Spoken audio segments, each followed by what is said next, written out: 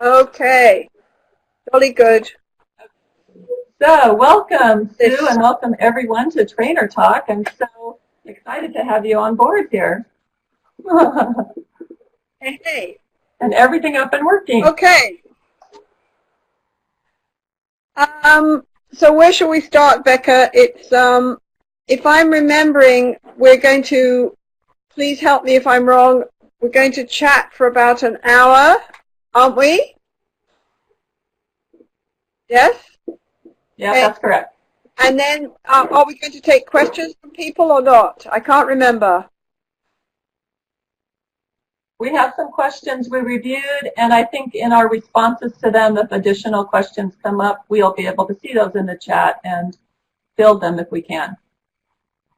Okay. So I can't remember, is it an hour or 90 minutes? Please confirm for me. 1 hour? Okay, good. All right. So when you and I looked at the questions, there were lots of wonderful questions, very good questions that people asked, right? And I Very think good. one of the things that we came up with is that um, people are caught up in the reasons for affairs. And we did discuss a little bit, because I think part of this is that couples come in often highly escalated and really off balance and desperately trying to seek some sort of wisdom in the therapist as to how come this happened, and does it mean that they can't resolve, they've lost their partner, or does it mean that they can never get their trust back? So there's lots of very strong emotions. There's lots of hopelessness often. And part of it is they say, well, why do affairs happen, right? So you and I talked about this a little bit when we talked about doing this.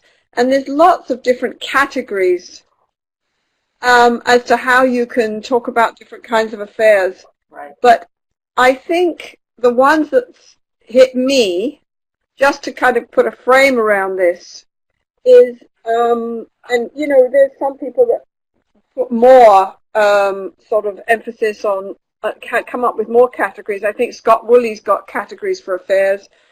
But the ones that hit me were there's affairs that are all about anger.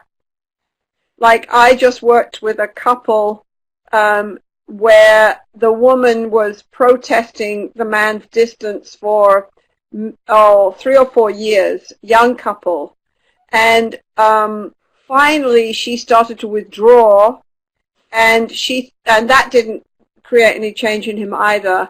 And then he went away on a trip, for work, and she wrote him an email basically saying, well, you're probably not even going to care, and I don't think I even matter to you, but I want you to know that since you've been away, I've started to have an affair with Sam, right? And she did admit when she came into therapy that some of it was rage. It was like, I can't get you to respond to me. You don't. Some of it was hopelessness, and some of it was rage, and I'm going to do something that will get to you. And I think that's part of the issue with affairs, is there's lots of very strong and very mixed emotions.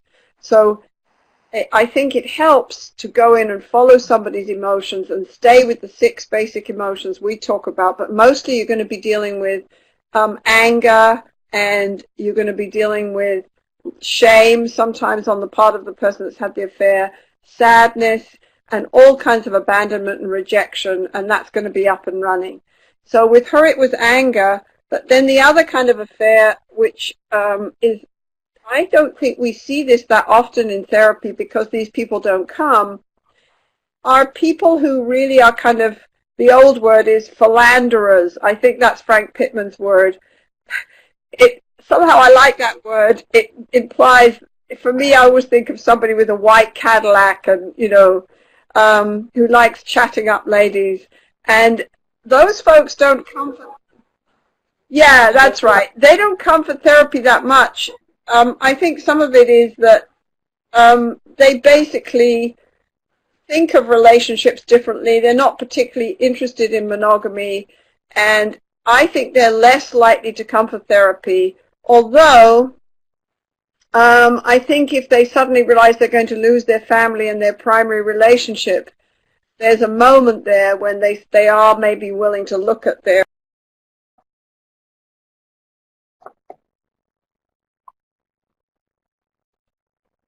that happen because of disconnection.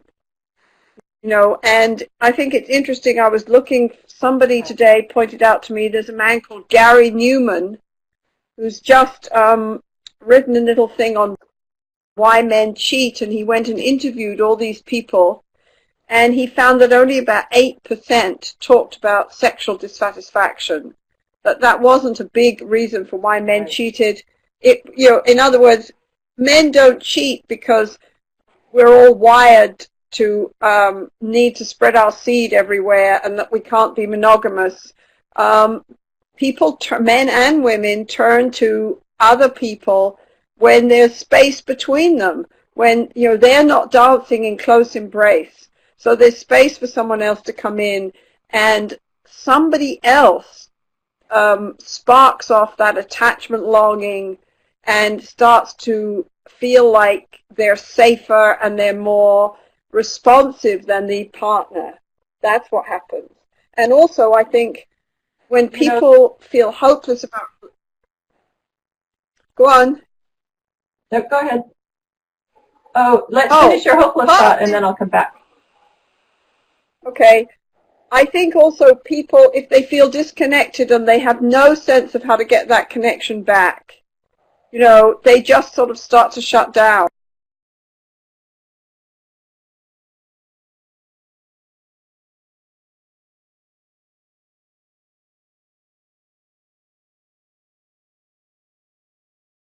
You're an EFT therapist. I think you think that forgiveness and reconciliation has to be a powerful emotional process. Otherwise, you know, those emotions are going to come up again and derail things. So I'm going to stop. One of the issues with these things is how to share the dialogue here, because we're not actually in the same room. So I'm going to stop and let you talk for a second.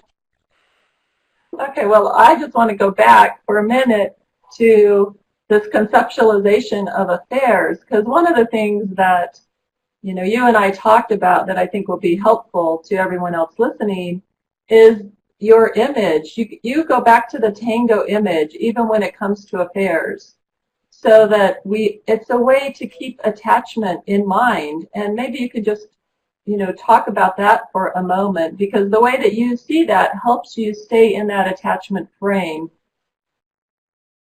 Yeah.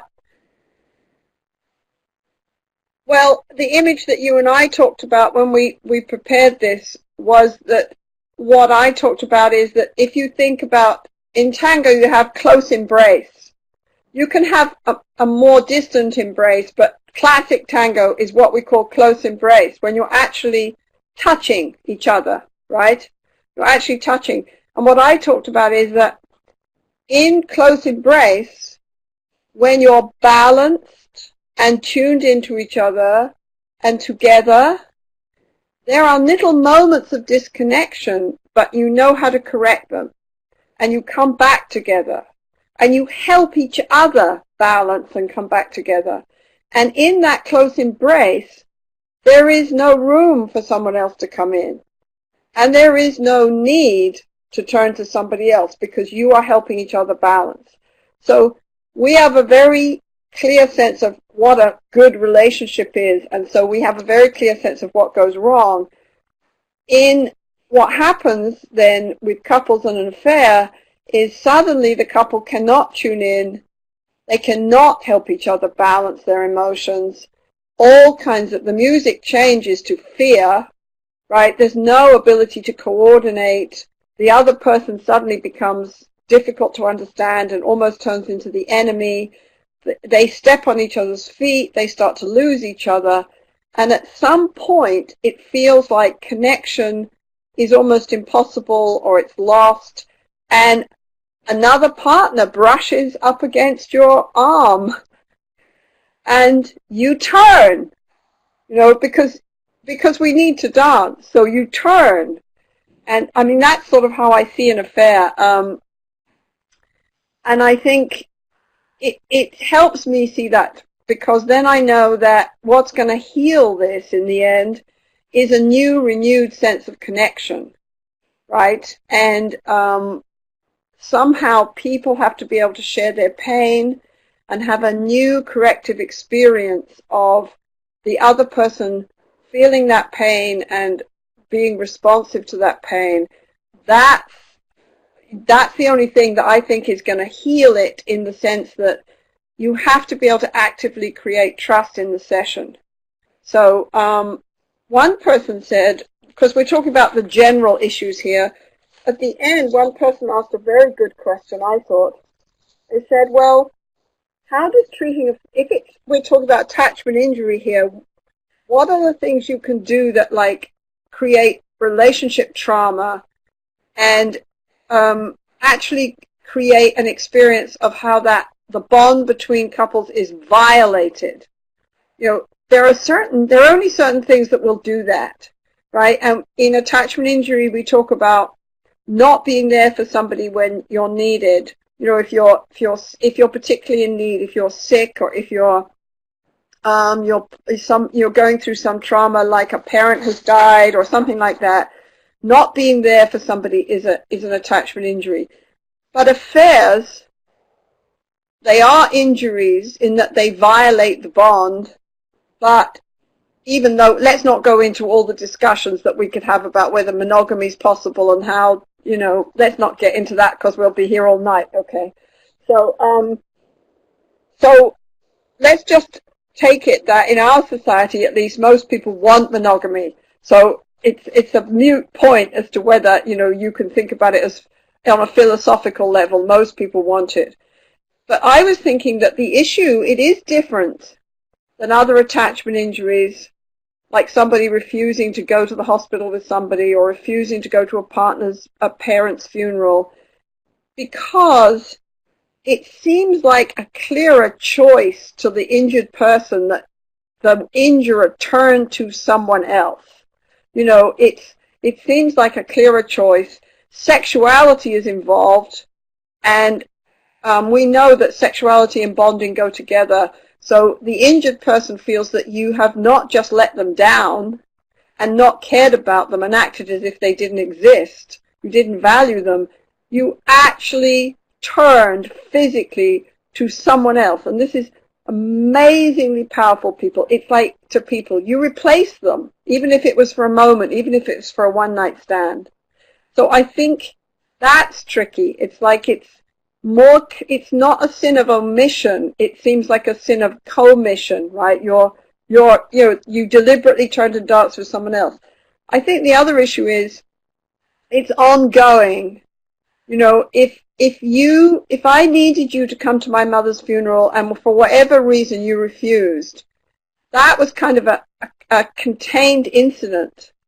But if I know that you've had an affair with someone at work and that person's still there, you know, it's like every day I get triggered again because I think that you're going to see that person and you're going to have a deeper conversation with them than with me.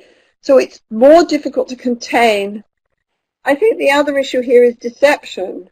If you ask me the main thing that makes affairs difficult to heal, it's always the level of deception.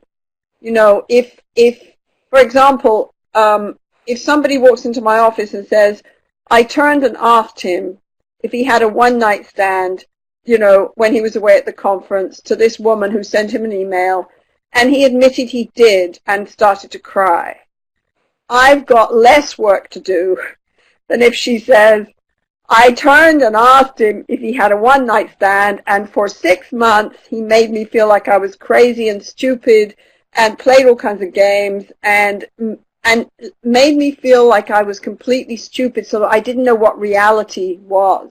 You know, then in that level of deception, you start to not be able to predict the other person. You don't know who they are. You can't trust their word, and that gets very tricky, because from a bonding point of view, if you can't predict somebody and you don't understand them, which is another reason why you're going to talk about stage 1, I think, in a minute. We have to help people have a rationale for how the affair occurred, because we have to be able to predict our partner again. And I think the other thing that is sort of obvious but hit me when I thought about this is, in those other attachment injuries, both of you were there.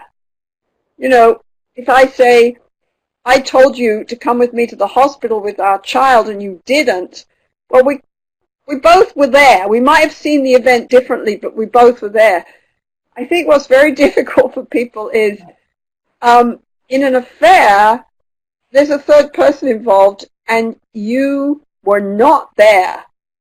So people get obsessed with the details, and they want to talk about them forever, and in a way, it's a futile attempt to be there. But the bottom line is, you weren't there, and it's really is a cue for terrible sense of abandonment and rejection, because you were excluded and your partner went through an experience that you cannot share, and he can talk about it or she can talk about it until they're purple. There's a certain point where you have to accept that you weren't there and you don't share it. So affairs are a very particular form of attachment injury, but I still think the main strength of EFT is that we do have a frame. We put affairs in the context of a bond. We understand, I think, therefore, we understand the effect of affairs more, that they really elicit attachment panic. They really elicit all kinds of abandonment and hurt, and it's very difficult to heal them. We understand them better. We understand the emotions. EFT in itself teaches us how to deal with emotions, whether they're about affairs or not. A good EFT therapist knows how to regulate emotions, and we know how to deal with escalation. Some of the things that people asked in these questions, I felt like saying, it's a good idea to go and look at the workbook, because in the workbook we talk about how to deal with escalation, how to turn emotion down, and that happens in EFT in general, even if there hasn't been an affair. So, and we also know exactly what you need to create trust again and how to put things right. So I think, Becca, do you think there's anything else that I should say about the general frame? Oh, I think that covers it so well. Yeah, go ahead. I think the only other thing we talked about is how difficult affairs are for therapists. Do you remember? Yeah, that was the other part I was going to say, is that other piece in the framework is what it brings up for us and what makes it difficult for us to keep that dance in mind, because sometimes we over-identify or we moralize, or something happens that takes us out of being the process consultant. It makes it so hard for us to be with the intensity of the emotion.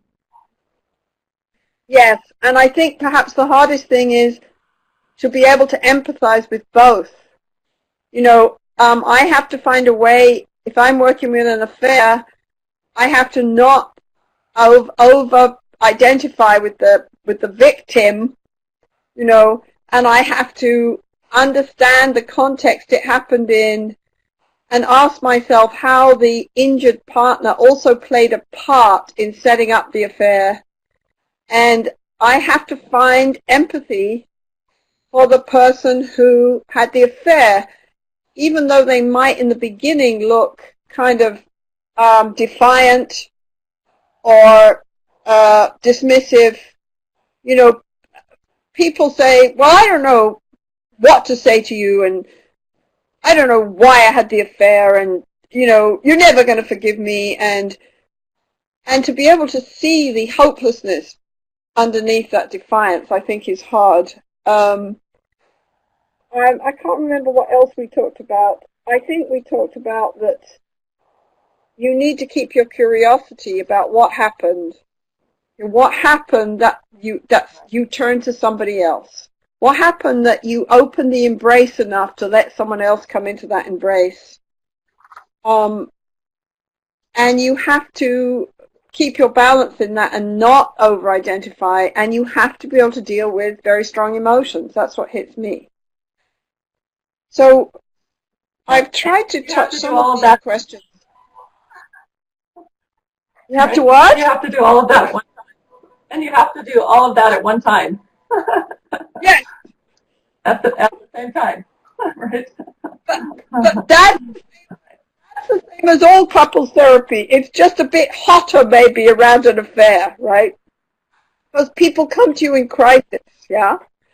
So you have to maybe spend more time creating secure base.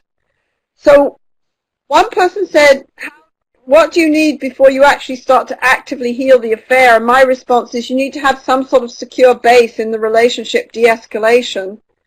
But maybe I'm going to be quiet now, and you could talk a little bit about stage one and how you get to that kind of sense of secure base. Yeah, because when you say that, you have to get to some sort of sense of secure base. They're really talking about they're de-escalated to a point that you can enter the attachment repair model, the attachment injury repair model. Yes. And so, you know, one of the things we talked about and noticed was that it's different depending on when couples come in. You know, stage one looks different if someone comes in 10 years after the affair and they've been fighting about it. It ended 10 years ago. They found out about it and it continues to be a fight, and they finally say, let's go get therapy because we're going to break up if we don't get over this. And they come in ready to take on that fight. Or even if it's been underground and they've known about it for a while, or it happened a while ago and they just found out about it, is very different than it just ended yesterday and they're coming into therapy. Right. So we really noticed stage one looks a little bit different depending on that level of escalation or the level of rawness that people are coming in with. Yes, I think that's right. And it seemed to, so it seems to me a little bit, and you can talk about this too, that it's the crisis point that, I mean, I hear two questions over and over, and we saw them in the questions people wrote. One is, what do you do when they come in a crisis? You know, that's one way that we get stuck because of that level of escalation. That's really tricky. And then the other one is when it's happened a while ago, and how do you do the now cycle versus the then cycle? You know, what do you handle first? Those are kind of the two questions that seem to really emerge so frequently.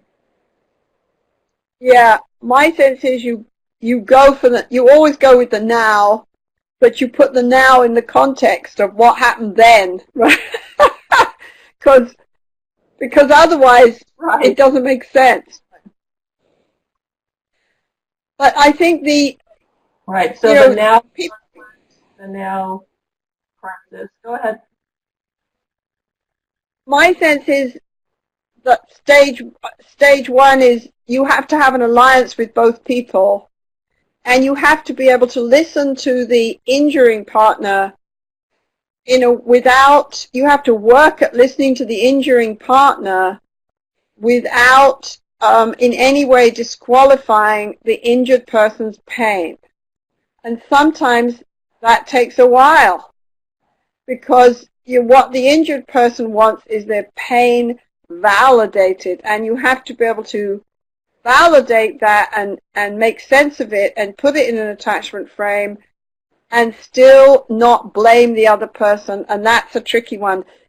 Somebody put in something about people fight about whose pain is worse, you know. Well, I only had this affair because you frosted me out for 32 years, right? You know, and I think the EFT therapist will always do both and with that. Yes, you both hurt.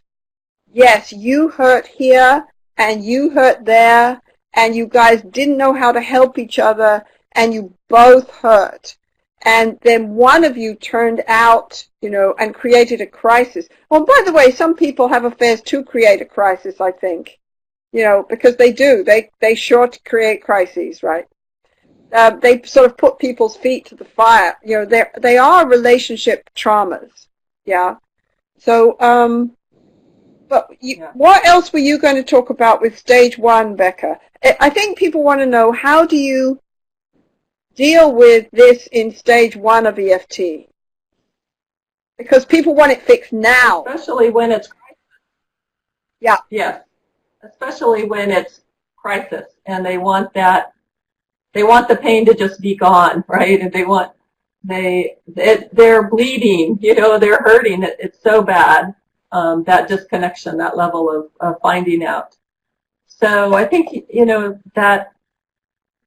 that holding the crisis in the way that you're describing is really important, and those ways that you talked about in the workbook about being able to hold and contain, validate, empathize, be that kind of steady base for them to that we can help them contain all of that pain that they have, by, I love the way that you talk about using relentless empathy and how that corrodes that aggression. And in some ways that really activated crisis that's so hard for us to manage in the room is that intense anger or that aggression that happens out of the pain. Yes. And I also think that the fact that we used EFT with trauma people for so long helped us when we started to look at this forgiveness stuff, because we knew as a group how to sit with people in pain and how to listen to their pain and how to validate and normalize their pain, how to make sense of their pain, right, and how to give them hope. The other thing that hits me about this is, I can remember some couple walking into my office a little while ago and saying, well, can you actually heal this? Is there an end to this pain? Can you actually? And it really hit me that one of the things we never talk about in terms of the usefulness of research is the confidence it gives the therapist, not just because of the results, but because of all the process that's gone into doing the study, right? All the watching of tapes. And so when I turn to a couple, I say, yes, you can heal this. I mean it. I'm serious, and we're going to do that.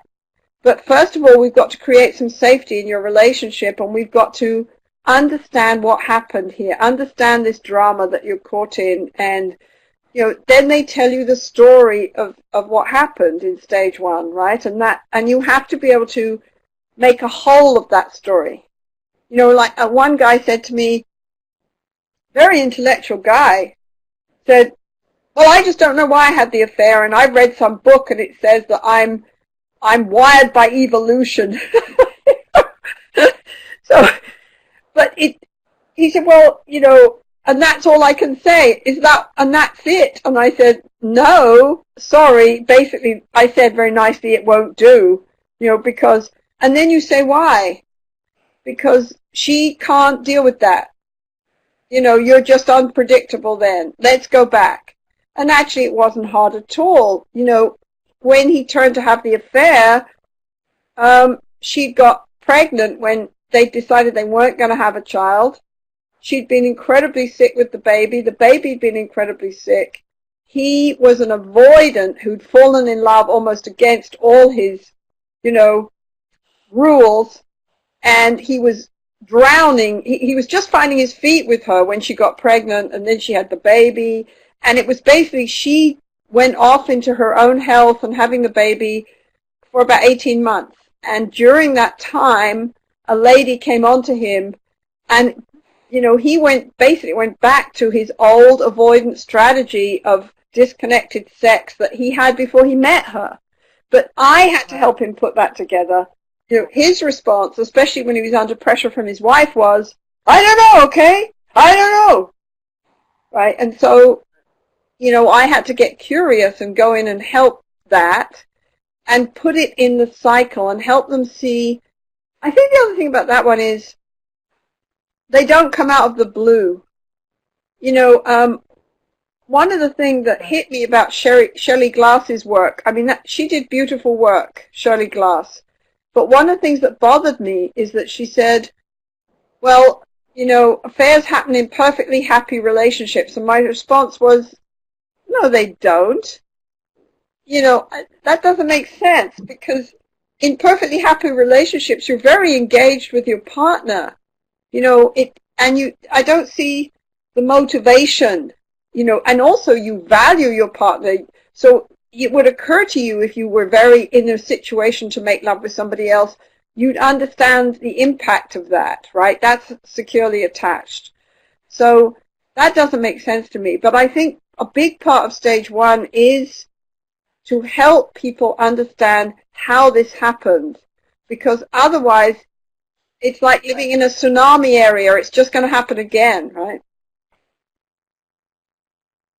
Yeah, it's a little bit like how you describe in the trauma book in stage one, that we have to create more safety. And one of the ways that we do that is to do some more bottom-up psycho-ed.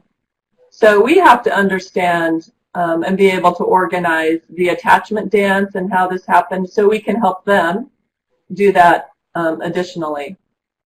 Yes. And I think that's also what we do in trauma. We educate about PTSD. And in a way, that calms things down because it gives people a frame.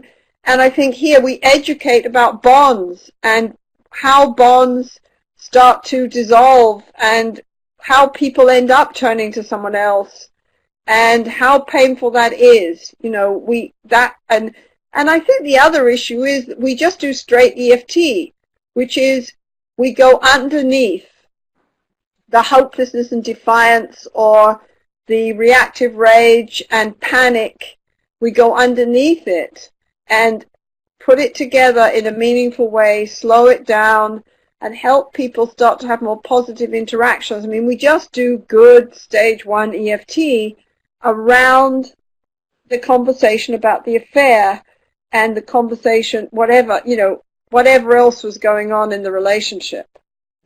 Do you feel like we're getting at the stage one? What triggers up there? Yes. Yeah. Do you feel like? Yeah, I think so. I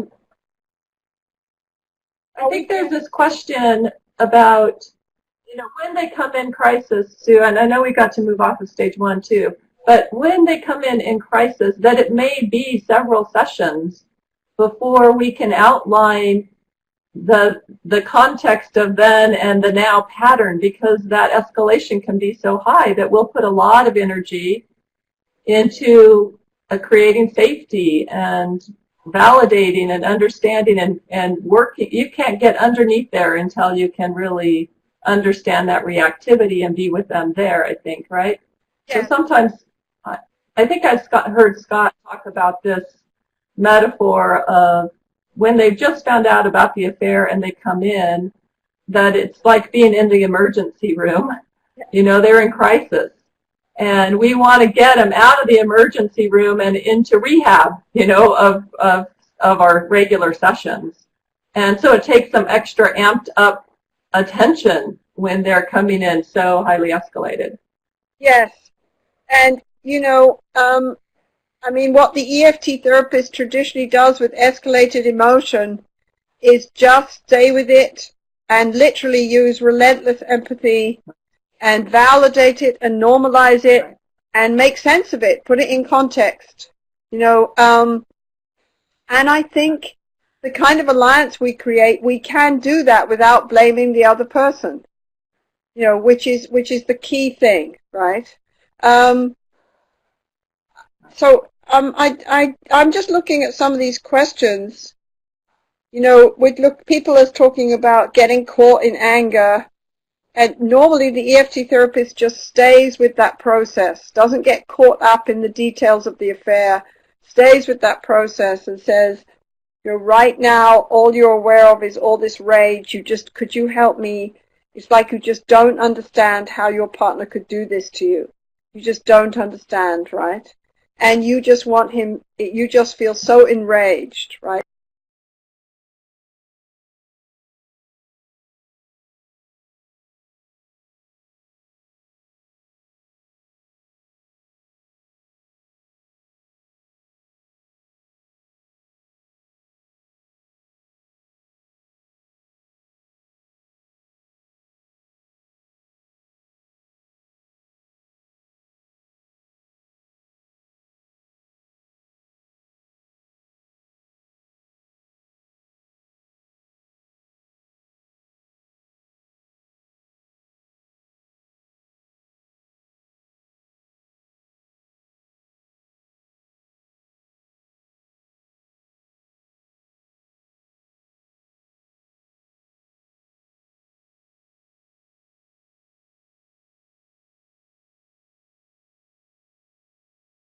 like that for a while and get her to just talk about her anger in a straight way, right? Which is, it's her anger. It doesn't mean that he's the most despicable person on the planet, right? That my sense of that is it starts to come down in volume and people start to be able to talk about the hurt and the fear underneath, right? And the issue is you start to be able to create slightly more positive interactions around it, or interactions where people aren't so wired, right? And that's the beginning of progress, but it takes time. I think one of the issues here is people, you're right, people want it healed just like that. They want the pain to stop. And I think that's a tricky one, right? One of the questions that came up was,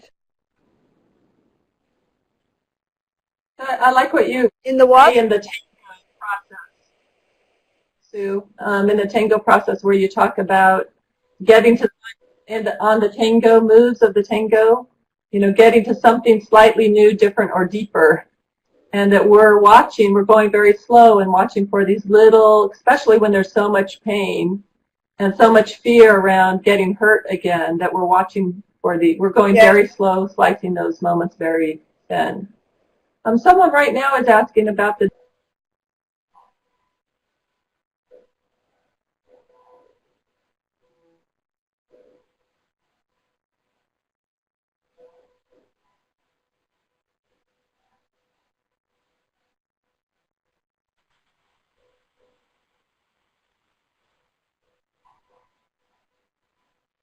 Well, it's an interesting one. I can remember just recently, the woman had the affair. She was the pursuer.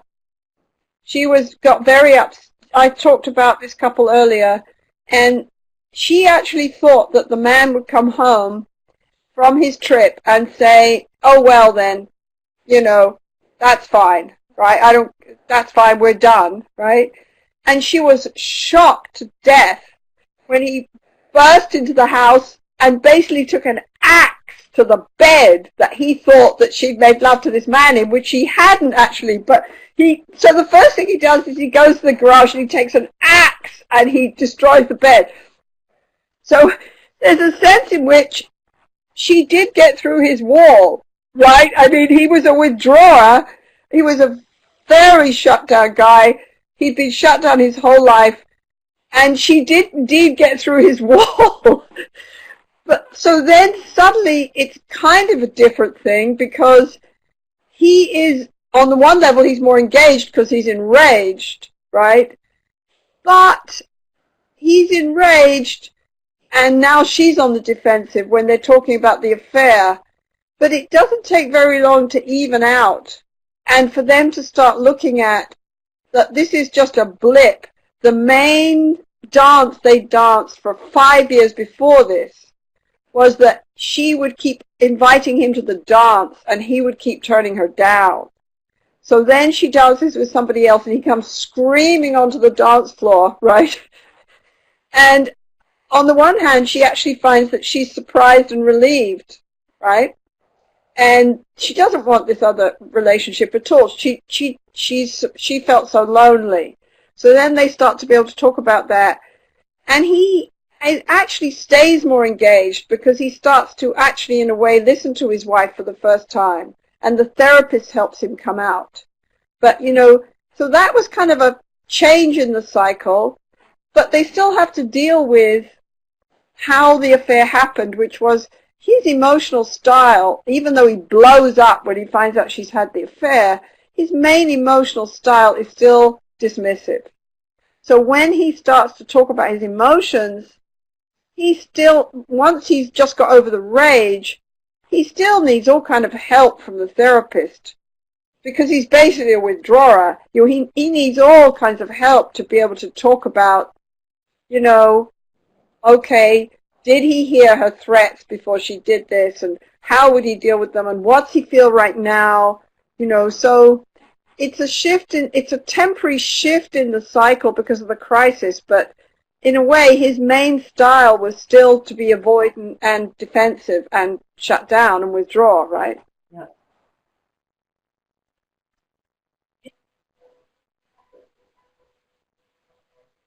Yes, and so you deal with the cycle that's in the room, and as you deal with that, Yes. their cycle, the standard cycle emerges more. You can see, Yes. you can see the flavors of that, and you also. And when I look at some of these questions, I really think the issue is about content and process. Like the issue of, you know, somebody needs to ask about all the details in the affair. Well, you do need to know what happened, basically, so that you can create a coherent story. But if we go with process rather than content, a good EFT therapist would go for that, what that's all about, which is it's all about anxiety. It's all about, you know, help me understand what happened here because it's so painful for me. I feel more in control if I have some sense of what happened, right? Help me understand it. And they can never know every detail. That's getting caught in content. What they have to be able to do is talk about their emotions. And then the need to know absolutely everything kind of dissolves, right? It's you have to be able to deal with the emotion and the panic. And usually we go with what hurts most. You know, what creates flashbacks in you? What hurts most? I can remember working with a woman where she said, I understand why he turned to someone else. I understand we've been distant for so long. And actually, you know, he's right. I put him on I sort of pushed him to the side. But I am totally hung up on the fact that he took this woman to our cottage, our special place, the place we built together, the place that I thought was our special place. I'm hung up on that. And so I had to go into that with her because that would be the trigger for the pain and the feeling of there's no point in trusting him, you know, and she needs to express her pain about that and the fact that she did marginalize their relationship. But actually, there was so much meaning associated with that cottage for her. You know, she'd think about the first times they made love when they were, you know, a young couple with children, the first times they made love in that cottage. And so there was a lot of pain associated with the fact that he would share that with someone else. Right? And he had to acknowledge that. That was part of what was going on. What do you think? We think.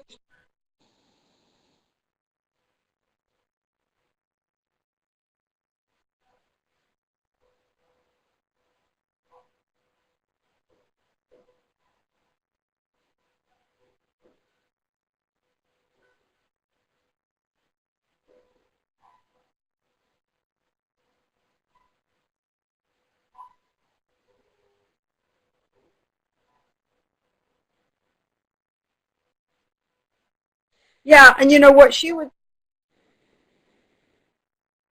Well, I think most of the people here will know the model, in the injury model. That you know, and you have to. Sometimes I want to say that things come out in stage 2 that you don't even know are there. But usually that's not true of affairs. People can't hang on to affairs all through secrets all through stage 1. That's hard, I think, to do that. Okay, so you know about the affair, but if you look at what has to happen to heal it, you can see why you need to create secure base first. Because the first step in the healing is the injured partner can coherently talk about their pain as their own pain. They can own it and they can get deeply engaged in it. You know, like that woman said, I can understand you made love with someone else. I was pretty cold to you for years.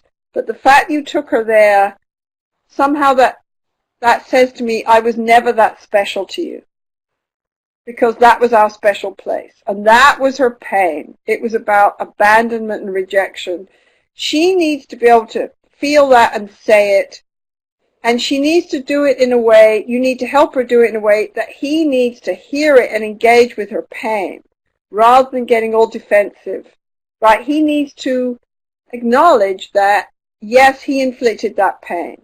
And he needs to stay with it and stay with her out on the dance floor, not go off into his shame or his rationalizations, you know. He needs to, so if he goes off into shame, you've got to stop him, block him, bring him back to her, right?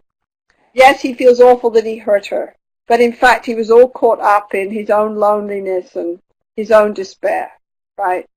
And he didn't know how to reach for her. So then you get the injuring partner being able to genuinely explore and put out clearly what was happening for them, that they were able to not take their partner into account.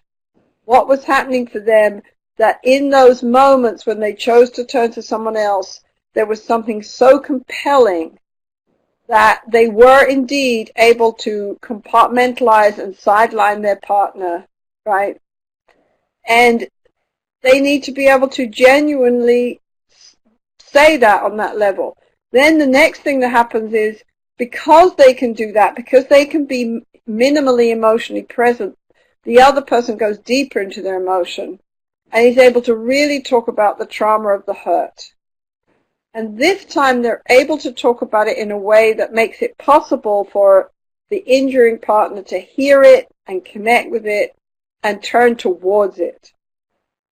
And then what we basically do is a corrective emotional experience, a corrective dance, because as the other person becomes more present, the injured partner starts to be able to talk about their pain, and they can talk about it in a way that pulls empathy and closeness and connection from the other person, and the other person gives an apology. And we've talked a lot about what an effective apology is.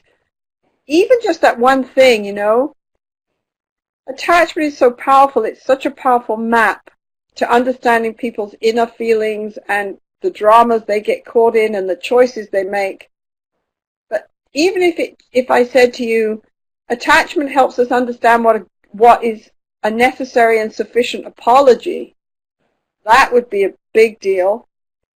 Because what we talk about is that for an apology to work, I have to be able to speak my pain in a way that turns on your mirror neurons, that you can feel it. And I have to be open to hearing it, your pain, right? So I have to be able to speak my pain. You have to be open to hearing it and resonating with it. And I have to look into your face and see that my pain hurts you. And you have to come to me. I've lost you, Becca. Becca? Oh, I can't see. Why can't I see you? Can you see me? No, I'm here. Can you see me, Becca? You can. How bizarre. I can't see you. Yep. All right. Well, I'm going to talk. I can't see you, but I'm just going to finish here.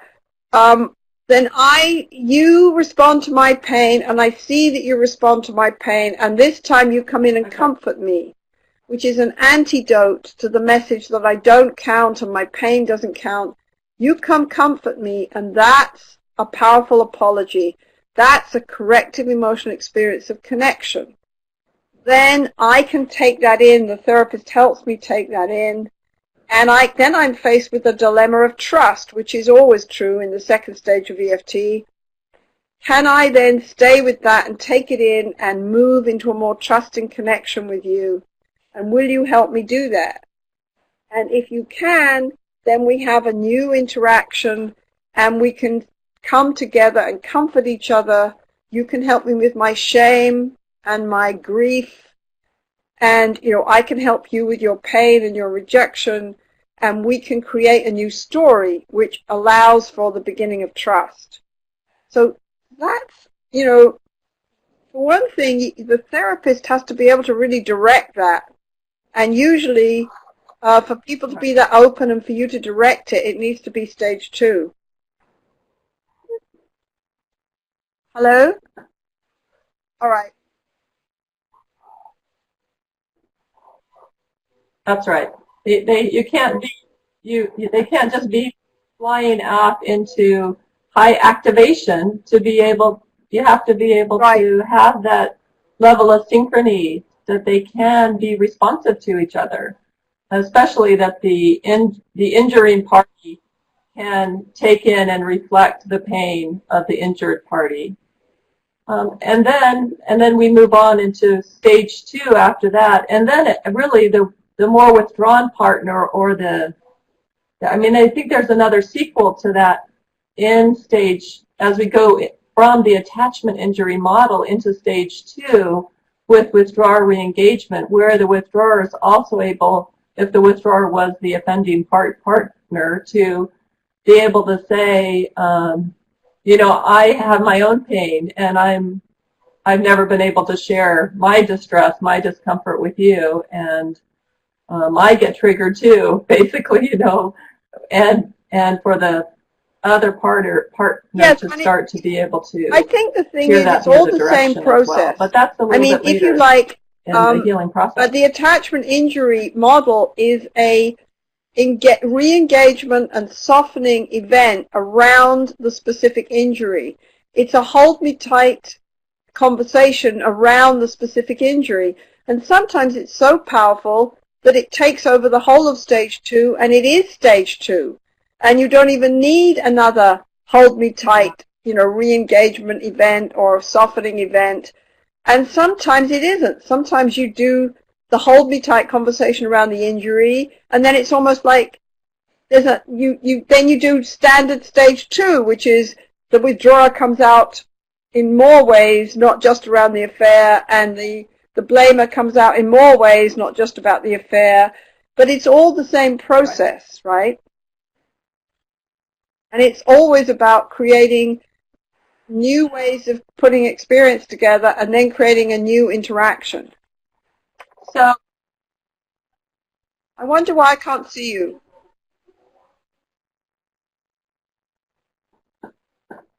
So can we go back? I'm just going to trust that you can see me. I don't know why you can't see me either. Okay. Yep. I don't know. Okay. All right. Well, I hope I can see you. Yeah. And I think everyone else can see me. You'd like to go back?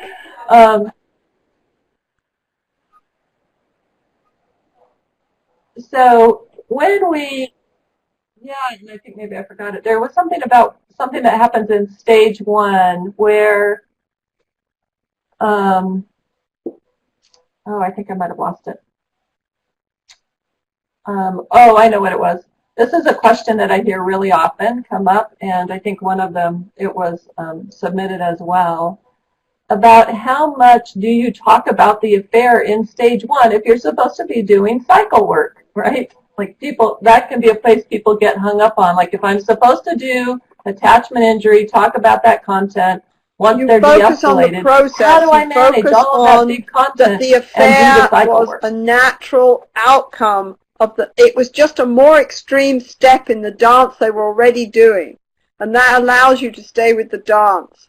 You don't get caught up in the content of the affair. You focus on the process in front of you. The fact that someone else came into the dance is a reflection of the dance that they were doing. So you put it in context. This is a systemic therapy.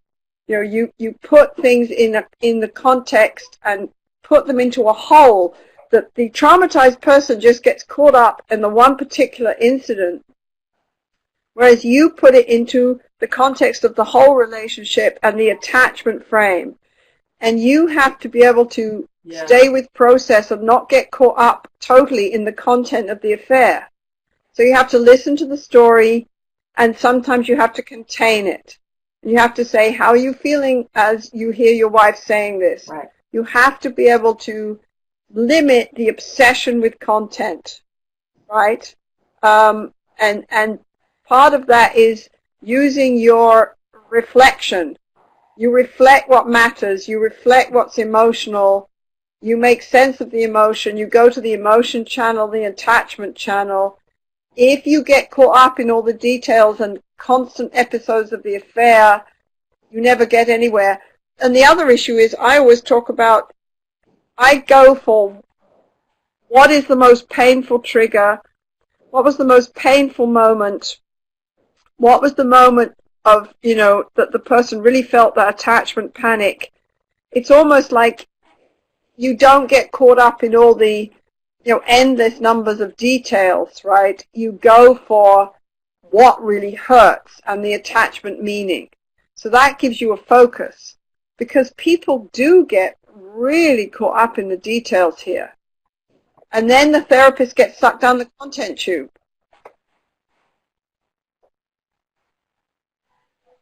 Right. Yeah. And in that content soup that we can get sucked into is also this place where it's really hard, because when that's happening, that's really reactive, right? All of that content stuff. And then we can get stuck in with that client that says, and I had nothing to do with it. Someone's talking about that in the chat box right now. It's not a cycle. There's no pattern. There's nothing there. I didn't do anything.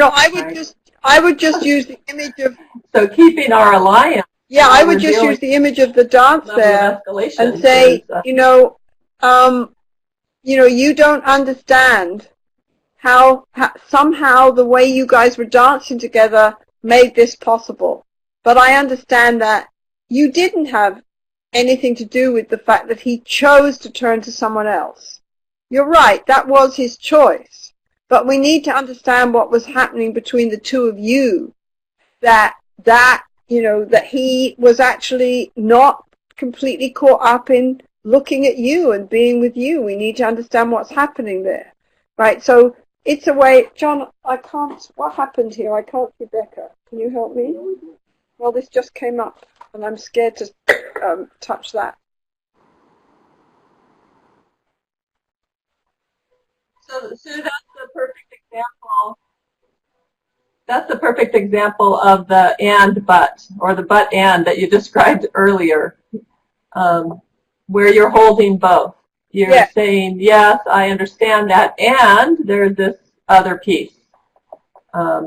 Maybe you didn't know there was a cycle, or you didn't have that choice that him choosing another partner, and you had something to do with that you guys weren't in close contact. That's right, yes. So there's a way that we continue to. I think we're running out of time, aren't we? Becca, do you feel like there was? Is there anything you think we should say that I completely missed? I don't know.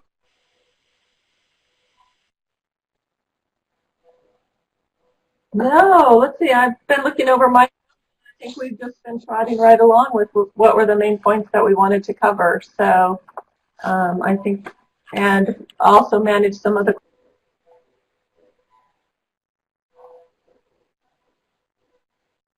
Can say is that we have not only hope for the couples that we work with, but for our EFT therapists who are in there doing this really difficult work with people who come in with so much pain.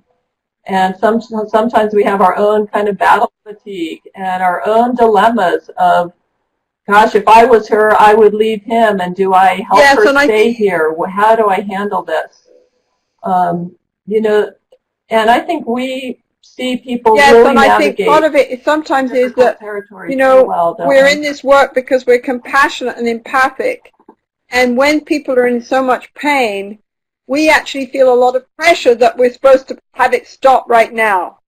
But the bottom line is, we can't do that. They have to walk through it and out the other side. And we can stay there with them while they do that. But we can't just cut it off. It's not, although there is research now that social pain and physical pain are so parallel in our brain that taking Tylenol helps with heartache. But I'm not going to tell my affair couples to go take Tylenol. I don't think they'd appreciate it. I think it would be misconstrued a little bit to take a whole bottle of Tylenol and call me in the morning. I don't think it's going to work. But anyway, in the end, it's the same with all couples. You help people deal with their pain differently, and you help people comfort each